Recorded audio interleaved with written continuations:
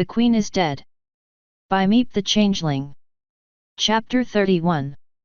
Equestria. Lily, 4th of Solaris 15 EOH, afternoon. I had the single most wonderful evening of my life. It was amazing. I have no words to explain how much joy and love I felt meeting the ponies who were the closest thing I had to a family that wanted me. They honestly had wanted me. It's not a feeling I can describe or process. The whole evening blurred together into a singular happy memory, which probably hadn't been helped by sharing a few drinks with Hair Trigger, Sky's dad, and a reluctant and grumbling Sky. From the moment Kev had introduced me to Hair and Air, they just accepted me. Family was blood to them, not behavior. A thing they took seriously enough to browbeat their actual son into accepting me as a family member. Though he refused to call me anything closer to him than a nephew because we do not share a history. Brother sounds wrong. Maybe that meant I could earn a brother over time? That would be nice. Maybe he would be more open to a sister. I could try that if I survived this. Faust, I wished I could remember the evening as more than a meal and sharing stories about my past. Air hugged me a full 10 minutes after I'd told her about the time my dad set me on fire. I couldn't convince her that he actually existed after that. The mare chose to delete him from her personal reality. If I stumbled across a magic lamp right now, and got a single wish from the djinn inside, it would be to spend more time with those wonderful ponies. Because right now my two best friends were walking into a war zone, and there was no way in Tartarus I would let them do that alone. Yes, I was being an idiot. I had found half of what I wanted most in life, a loving family. One that seemed to want me. A sane pony would hide in the safe hole with their new family and let the war pass. It was very safe hole too. Chrysalis had attacked twice before, and failed both times. Mostly because the entire hive was one big death trap and the swarm can't, well, swarm indoors. If she was going to take the hive it would have to be through subterfuge. While that seemed insane to me, seeing as how she killed Dusk, I wasn't going to argue with history. That was the thing though, I'd watched a friend die. Dusk. My first real friend. The first pony who didn't want me just because I could fix their problems. I'd seen her explode. Chrysalis had done that to her. I couldn't accept that any pony could truly kill a god, but they clearly could feel pain. Dusk's face had been in agony. I knew that kind of agony. It's the kind you feel when you're on fire and someone's screaming insults at you that stick daggers into your very soul. I'd see Dusk again. An immortal can't die, that makes no sense. She had to just be off at her home, unable to come see me for some cosmic reason. Right? If Jade or David died, I'd never see them again. I couldn't live without them. Sure, I'd only met them because of my former job, but with Faust as my witness, they were my friends. The weeks of camping out and listening to David's campfire stories. The fact he forgave me for fucking up with that dress before even I knew I'd been hypnotized. Jade's supportiveness of my weird sense of my own gender. The way she'd forced me to understand that I didn't have to worry about others' opinions so much by forcing me to present exclusively female for our stay on the Night Jewel. It's not how you meet someone that makes them your friend, it's what you do together. They were my friends, and I apparently valued them more than my own wish to have a nice family so my own eventual family could have grandparents and family outings and the wonderful close-knit life I never had. The small airship Kev had flown us over to the Equestrian war camp with hummed and shook lightly as it touched back down to the ground. The rear ramp hissed as it opened out to show a sea of half-cylinder-shaped tan tents and a whole sea of soldiers going about their duties. "All right, everyone okay?" Kev asked. That was a bit, weird feeling. Jade mumbled. Yeah, I got airsick the first time I flew in something too. Light commented. It was good to see her in her Pegasus shape again. Though she seemed a little down. I hoped she was just afraid of the battle, and not still having problems. David stood up and gave her an odd salute, pressing one hoof to his temple for a moment. "Happy flying today." Hope you don't take too much fire up there. He said in what I assumed was a standard farewell in his culture for a pilot. Oh, no. I'm not actually a combat unit. I'm a tech unit. I'll be helping Sky try to finish getting an airstrike or two ready. In fact, I'm heading back to the hive now, Kev answered before turning to me, speaking of which. You don't have to go out there. No Pone would blame you for coming back with me. I gave her a slim smile, maybe. But my friends need me. David, 4th of Solaris 15 EOH, afternoon. I felt my cheeks burn from that too big of a grin as Lily stood up and began to trot down the ramp. Atta girl. Squad mates stick together. I praised. You're a brave pony. Kev noted, if you make it, and are ever in Ponyville, look up Lyra Heartstrings and tell her Kev said you can use her room till you're on your own hooves. Who? Lily asked, looking over her shoulder. Lyra Heartstrings. Minty green. Liar cutie mark. You'll probably find her here, she's my adoptive mom. Tell her hi for me. Kev answered, flipping a few switches from the pilot's seat. You're not afraid she'll die? Light asked suspiciously. She's got a knack for escaping stuff like this unscathed. Kev sighed. Her wife though? Truth be told, I'd rather not think about that. I mean it though, you're a brave person, Lily. That goes for all of you. Lily nodded and left the small boxy, grey craft. I gave Kev a nod as well. I understood that mindset, and I wasn't about to blame anyone for having it. No one wants to imagine life without their loved ones. Come on Han, we turn over that book to the princess and this is all over. I said, giving Jade an affectionate smile as we left the craft as well. I was looking forward to seeing what sort of trap Dusk had managed to set up.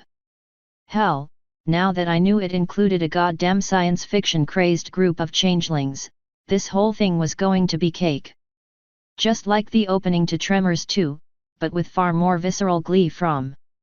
Hey! I asked to myself as I looked around the arrangement of 10 canvas Quonset hut-like tents at the soldiers who marched, drilled, and sat among them. There were plenty of ponies dressed in a padded black body glove which resembled a silver rune-covered modern military uniform, but they all were armed with spears, swords, axes, and bows. Still others more marched through the rows of tents in full plate armor.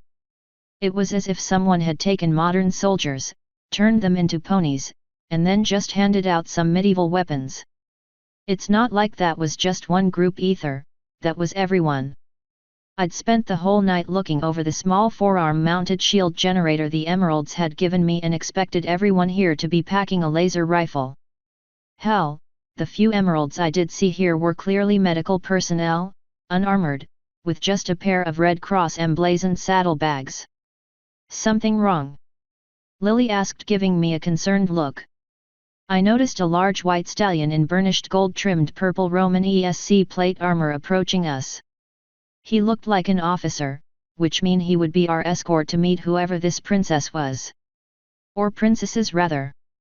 Though why any nation would put its military under the command of its princess, instead of its king or queen or a trusted general is beyond me. Assuming he would be offended by my concern, I decided to answer Lily as quickly as I could. I was expecting more advanced weapons. She gave me a smile. You had a crude gun that made evil people explode. Do you think those swords are just pointy sticks? Oh. I frowned, realizing in that moment the possibilities of magic made all of this potentially far more than it seemed. Hell, with how Lily had told me magic worked, the two systems were basically equivalent. My God! Magic is just a trick to do the impossible without the appropriate tool. Technology is just the way to do the impossible without knowledge. That green stallion's long sword might be able to cleave through things like a lightsaber. Why the hell didn't I realize? Are you okay? Jade asked, giving me that adorable concerned for you frown. Fine. I just realized these troops are not as poorly equipped as I thought. I replied. Not bad. A stallion's voice exclaimed. I turned to find the white stallion had reached us, and probably overheard most of that. No disrespect meant to you and your troops intended there, sir. I apologize. None taken. Equestrian weapons are left plain in appearance to get the enemy to underestimate us. It takes a keen eye to see that telltale shine. They are just as enchanted as any other military weaponry, if not more. He replied, I'm Captain Shining Armor, I don't recognize the uniform, but I'm glad to meet another soldier. What's your name, sir? Lieutenant David Pierce, combat medic, I introduced. This young colt, long story short he's a colt, presents female for personal reasons, his name is Lily. What is your last name? I literally don't think you ever told me. Lily blushed and shyly kicked a hoof against the sand. I did. My full name is Azza Lily, so I guess my mare name would be Lily Azza. Wait, really? Jade asked with an amused grin. Lily nodded. J.A. Oh. I gave Shining a shrug, identity issues. He sighed and nodded, I have had dozens of transgender soldiers of both genders in various stages of out over the years. Keeping names straight can be a nightmare. I get it. Lily, could you clear this up for me? It's my job to introduce you to their majesties. Just call me Lily, please. I'm a wizard, specializing in biomancy, mostly genetic disease correction. Lily answered. We all gave her a look for a few seconds. And preferred pronouns are? Shining asked, making a go-on gesture with one hoof. Oh. Lily blushed deeply, I don't think it matters too much. Female it is. Shining grunted, mostly because if I tell Twyla you're male she might do blood work to test that claim. Now for the big question, who and what are you, miss? Jade looked at the hoof Shining pointed her way for a moment with a look of bewilderment on her face, followed by a look of sudden realization. I'm going to have to tell every pony I'm a changeling every time, aren't I? You guys come in fuzzy? Shining asked in mild surprise. Or are you shape changed? Lily grinned, trotted over to Jade and gave her a pat on the shoulder. Welcome to DOS Club, Jade. We seem to come in fuzzy, yes. Jade answered with a straight face, trying to ignore Lily's schadenfreude-fueled grin. A grin I shared in a little bit. Hey, it was funny. Jade cleared her throat, I'm Jade of. Well, I'm a queen now. So I guess my name's Jade, Queen of Diamonds now. She mused, bringing a hoof up to her chin, a sad thoughtful look crossing her face for a few seconds. Shining nodded, I was informed one of you was a refugee from Chrysalis's crusade. I'm sorry.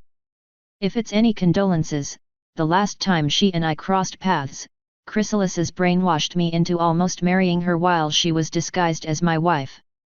This battle is personal for me as well, same goes for many of my soldiers.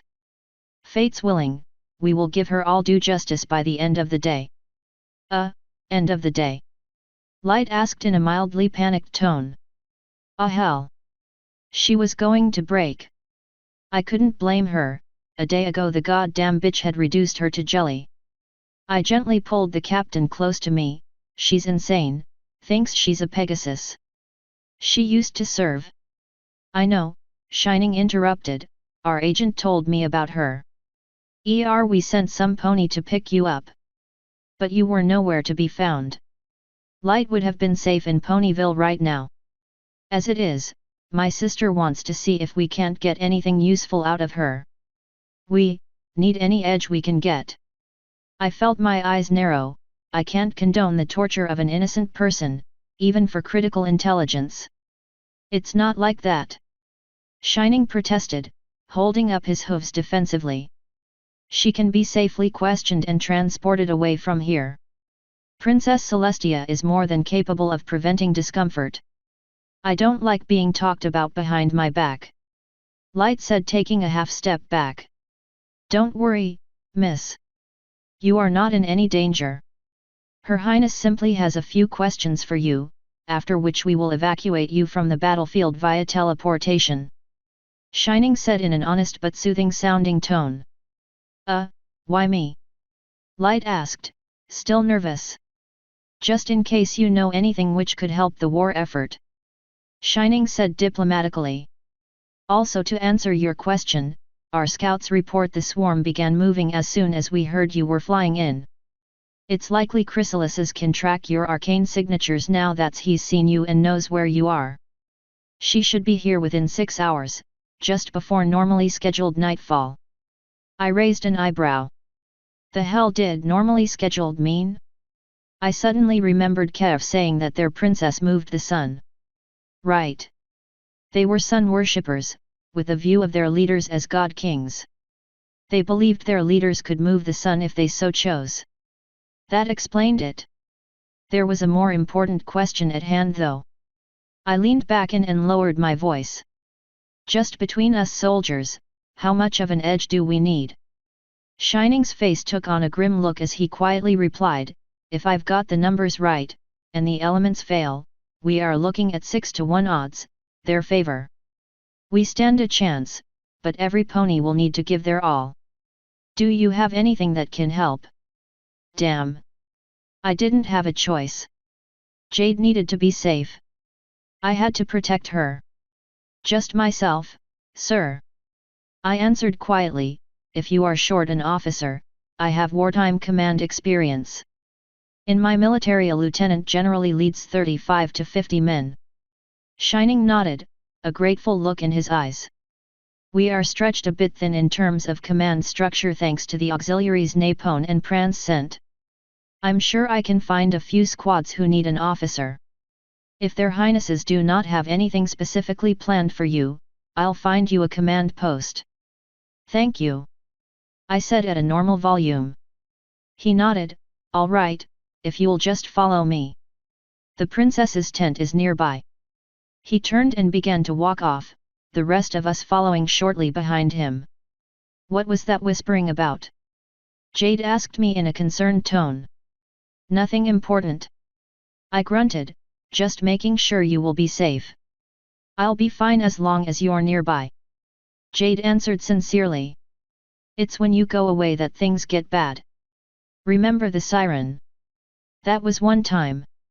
I said smiling as I shook my head. Caps on, when I went to scout for us. Jade reminded. Okay, that's 2 times. That happens. I replied. Also, that time I got shot in the heart, Jade pointed out. Oi! That was before I met you. I grunted. I'm just saying, I'm not going out of your sight. Jade said firmly. I gave her a reassuring smile. There was no way in hell she was getting hurt. If they could teleport Light out, they could teleport Jade out. I'd stay behind and make sure that evil bitch was vulture food, then come join her for a nice peaceful life. Easy as pie. Jade, 4th of Solaris 15 EOH, afternoon. The leader of a whole nation wanted to see me. This was exciting. Well, actually, most things since I'd boarded the Night Jewel were exciting. Which meant this must be extra exciting. I knew that danger was on the way, I knew full well how much danger too. While the pain had dulled over the last month, I still remembered my home's fate at the swarm's hooves. At her hooves. I knew that the rows of neatly arranged tents and legions of marching warriors were here to fight and die. The old Jade, the one who still lived with her mother and father in a mountain in Stalingrad, she would have been afraid. I was not. Well, not much. This was different. I'd survived my whole home being destroyed. I'd survived being shot in the heart. I'd taken down a siren and saved over 300 people by myself. I knew I wasn't a big deal, but I knew I could handle myself. This time I wasn't alone, I had David, Lily, and more soldiers than there had been lings in my old hive ready and prepared to do battle with an enemy we knew was coming. We had this. This time it was the bad people who were in the most danger. I couldn't help but look around excitedly as we walked through the camp. There were all kinds of ponies, changelings, and zebras moving about the camp as they went about their business. I could see some of the Nepalese soldiers as they walked towards their airship, which was hovering over a large flat house-sized rock to the south. There were ponies I recognized as French knights helping one another inspect their bulky plate mail for your other plate mail armor. I saw a few groups of emerald changelings as they set up a small hospital tent. There was a whole open pit fire set up around with a dozen zebras were busily brewing potions. I even saw a few dragons. Small dragons, not much bigger than me, but still dragons. We had bucking dragons. How awesome was that? I was wondering how much you had to pay a dragon before they would agree to help you when Captain Shining stopped in front of one large tent and announced, "Here we are. Miss Jade, I do not think you are the sort to prefer royal titles and protocols, but as this is the first meeting between your hive and Equestria, I have to introduce you formally. Will you please enter first after I announce you to their highnesses?" "Oh, okay." I agreed, shyly walking towards the front of our group. "Do I have to call them anything in particular or do anything special? Just do not agree to anything without thinking it over." Shining warned, "Princess Twilight is on edge due to the upcoming battle and might take any agreement you make as a oral treaty. It wouldn't be the first time. Princesses Celestia and Luna are much more calm and will understand any mistakes as being, well, rookie mistakes, no offense. None taken." I giggled nervously. As for Princess Cadence, well, after dealing with the Griffins for the last 5 years, I doubt you could do anything to make her even blink. Just do not under any circumstance agree to duel her. She's been wanting a practice match for Chrysalis. As a changeling queen she may decide you are a fair substitute, and I do not trust her to stay within the limits of a sparring match and not injure you due to personal issues." Shining warned with a sad sigh. Do I started. "Yeah, you do." David interrupted. "Can you explain why? This is pretty important, because it sounds like one of your rulers is racially biased against her." Shining quickly shook his head. "Oh no. Not at all. Far from it. Cadence holds no ill will towards any group at all, she's the Princess of Love. She does however have a vendetta against Chrysalis after being kidnapped, tortured and imprisoned for 2 months of wedding plans." That was a lot of information for a random guard to know. Narrowing my eyes I asked, "How can you be so sure?" "She's my wife." He answered flatly. Wait, if your wife is a princess, shouldn't you be a prince and not a captain?" I asked in confusion. "No, I'm actually an archduke by marriage. Our feudal system isn't arranged like any other. Suffice to say that the princesses are above the entire system. Only alicorns may hold the titles of prince or princess," he said in a surprisingly non-bitter tone. "I prefer my title of captain as it is a rank I earned by merit in the academy. That title is worth more. Now then, are you ready to enter?" I nodded, yes. The excitement was back. Shining nodded and opened the large tent's flap just enough to walk inside. I caught a brief glimpse of a surprisingly Spartan interior before the flap fell closed and Shining's muted voice announced, "Your Highnesses," announcing the arrival of Her Grace, Queen Jade of Diamonds. "Shining," a kind motherly voice said in an irritated tone, "are you making the poor mare go through formal protocols, while she is a refugee, in the middle of a war zone?" Shining trailed off. A golden aura enveloped the tent flap and pulled it open. "Come in, Miss Jade, we can abide by formal rules after you have learned them." The little bit of nervousness I had felt washed away as whomever was speaking removed the formal barrier. I stepped into the tent, took a breath to say hello, and kept inhaling in awe. Equestria's 4 princesses sat at a small round table on the far side of the tent. If there was anything in that tent other than the princesses and that tactical map on a mahogany table, my eyes didn't care to look at it. They were beauty itself. The tallest was a pale pink, almost white, with a mane made of an ethereal flowing energy with bands of 2 different blues, turquoise and pink that blew as if in an invisible wind. She had perfect, statue-like features, the absolute pony ideal. Her magenta eyes held a kindness, a sadness, and a grace to them which I instinctively wanted to copy for myself out of pure jealousy. A cutie mark of the sun itself peeked out from under her perfectly preened wings and shined the same gold as her metal boots. The second tallest was the same shade of lavender as my nymphood blanket. Unlike the whitish-pink mare to her left, her own mane and tail were ordinary, but very well groomed. The deep blue of her mane and tail seemed to sparkle slightly in the light, a feature the twin stripes of violet and purple accentuated in a way which I swore nature couldn't have produced on its own. She had a pair of violet eyes which looked hungry for knowledge, but also patient, understanding, and had just a hint of crazy gleaming in their corners. Her wings tipped up a little, enough to show all of her pink starburst cutie mark. To the tallest left was a deep night blue mare, with a mane and tail of ethereal energy which could only be called the night sky as envisioned by the greatest painter to ever live. Stars twinkled, shone, and gleamed in her blue-black mane, as if it were where the stars themselves were stored for the day. This was her only magnificent feature, not that she looked ugly, far from it. Rather than the other three, this mare looked like a pony you might meet on the street, weathered, lived in, experienced. Her cutie mark was either a crescent moon, or a crescent moon in front of clouds, I couldn't tell, as a splotchy bit of dark fur decorated her hindquarters. The last mare sat on the dark blue's left. She was the shortest, but the most beautiful. In fact, she was too beautiful.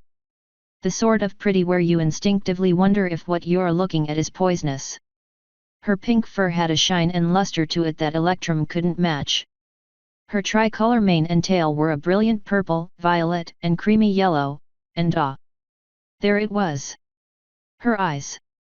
They were hard, the eyes of a warrior, of someone who would crush anyone in their way, but also the eyes of someone who would fight for you. A closer look showed her body was covered in many small scars, marked only by tiny gaps in her fur that her looks distracted you from. The most notable ones were on her cheeks, two mirrored marks midway between her mouth and eyes. Again, hidden from first glance by her beauty, much like the elegant-looking rapier buckled on her right side that I only noticed after seeing her for the first time. The finely tuned sense of danger I had built on my traveled with David said I shouldn't even think about bucking with her. I had only an instant to take all of this in before the two alicorns in the middle, the pale pink and the deep blue, gasped in shock. Clover. They gasped in unison, vanishing in a flash of white light and appearing inches from me, literally smashing my barrel into hers with a hug so tight my chitin creaked. An alien thought passed through my mind, Faust's mane, Tia. You always hugged me way too tightly. Let go. Before I could question what, where, and how of absolutely anything, the deep blue mare was suddenly also giving me a crushing hug. But this one with the strength of a warrior behind it. David. Help. Crushing. I wheezed.